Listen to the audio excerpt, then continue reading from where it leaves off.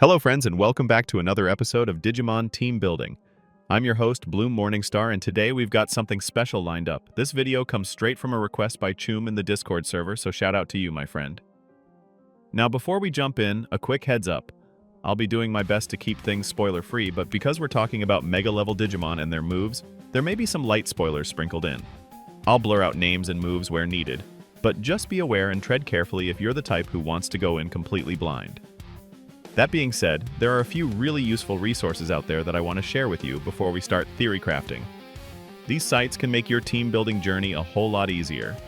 We've got grindosaur.com, shadowknight.com, and skullbot.com, and I'll have all of them linked in the pinned comment down below. Grindosaur is awesome if you want general info on Digimon games or stat breakdowns. Shadow Knight is basically your best friend when it comes to looking up specific moves. And Skullbot? That's where you can see the entire Digimon roster. For today's video, we'll be focusing mostly on Shadow Knight because we'll be analyzing moves and how they work together. Alright, let's get into the fun part. I've already talked in past videos about building your team around certain ideas or playstyles, but when it comes to getting the absolute best out of your Digimon, you really need to look at their mega evolutions and decide which one you want to aim for. For example, take my Zubamon. Thanks to Grindosaur, I know that in previous games, his Mega form has had really solid stats in both attack and defense. So for my build, I want him to lean into being a defensive wall. To do that, I chose a personality type that caters toward attack and defense growth. There's a one-turn taunt skill you can teach your Digimon, which is perfect for this setup. With that skill in place, my Zubamon becomes a taunt tank who can not only soak up damage, but also counterattack effectively. Now there's one important caveat to remember. If a move specifically says always hits, it bypasses counters. So while this build is strong, you do need to be mindful of those kinds of skills. I'll test this out further in the future, but for now, you get the idea. This is how you shape a Digimon's role around its mega form, personality, and skill options. With that foundation laid out, let's dive into a specific team example. I'll be blurring the actual Digimon names and moves so you can enjoy them spoiler-free.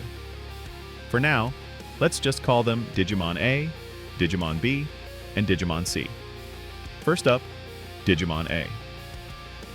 This Digimon has a move that applies both deadly poison and injury to all enemies.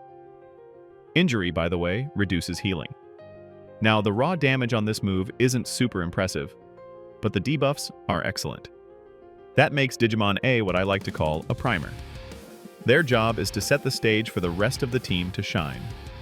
Since the primer is responsible for creating the ideal setup, we want them to act before anyone else. That means stacking speed growth and choosing the astute personality, since this Digimon is a magic attacker and benefits from higher INT. On top of that, we'll give them the passive planning ahead, which lowers enemy resistances.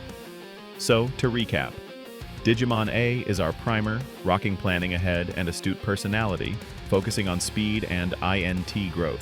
Now let's talk about Digimon B, our hitter. Their move deals extra damage to enemies suffering from status effects, which is perfect since our primer just poisoned and injured everyone. This means Digimon B's role is to go in right after the primer and hit hard. Because planning ahead gives us 3 turns of reduced resistances, we want to squeeze out as much damage as possible in that short window. That's where Haymaker comes in. I prefer it over Fast Break here, since Haymaker shines across multiple turns, while Fast Break is really only strong on the very first one. Also, remember that multi-hit skills each have their own crit chance, so stacking crit rate gear can push the damage even higher. For personality, I'd also go with Astute to maximize magic attack, but be careful not to make them too fast. You don't want them accidentally outspeeding your primer. Recap time. Digimon B is our hitter, with Haymaker and Astute personality, focusing on maximizing damage output during those 3 key turns. Finally, we've got Digimon C, the flex slot. This Digimon can fill multiple roles depending on what your team needs. They could taunt, heal, buff allies, or in this case, apply an additional debuff. For this build, Digimon C has a move that lowers enemy SPY across the board, which is huge for further amplifying Digimon B's magic damage. When it comes to passives, we've got a few options. If Digimon C is on the faster side, I'd give them Cheer to boost allies. If they're slower, First in Line helps make sure they can still act at the right time. Planning Ahead also works here if you want more debuff overlap, or Fortifying Charge if you want them to dabble in healing. Again, Astute Personality is the way to go since we're keeping the magic theme consistent. So recap, Digimon C is our flex, running Cheer with an Astute Personality, built to debuff enemies even further.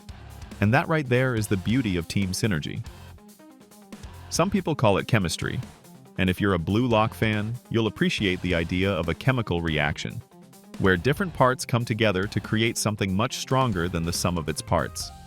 The important thing here is having a clear goal. Ask yourself, what do I want my team to accomplish? What does the finished picture look like? Then break it down into the smaller puzzle pieces that make it possible. Huge thanks to Superskits for letting me use his team breakdown to put this video together. It made it way easier to explain everything in a way that clicks, and that about wraps things up. I hope this video gave you some clarity on how to build synergistic teams and how to use Digimon roles to your advantage. Remember, all the resources I mentioned will be linked in the pinned comment below, so definitely check them out if you want to dig deeper. Before we close, a couple fun community things. I want to congratulate Kosh Timestepper and Chroniclas for picking sunflower emojis in the previous video. Sunflowers happen to be my favorite flower, so as a prize, I drew your profile pictures and they'll be popping up on screen now. I hope you enjoy them. That was a lot of fun, so let's do another challenge. In the comments below, pick a number between 1 and 20. If you guess my favorite number, you'll win a prize. What's the prize? I'll figure it out, but I promise it'll be something fun. As always, thank you so much for hanging out with me today. If you enjoyed the video, please drop a like, subscribe for more Digimon content, and join the Discord to share your own team building ideas. Until next time, this is Bloom Morningstar signing off. See you in the next one.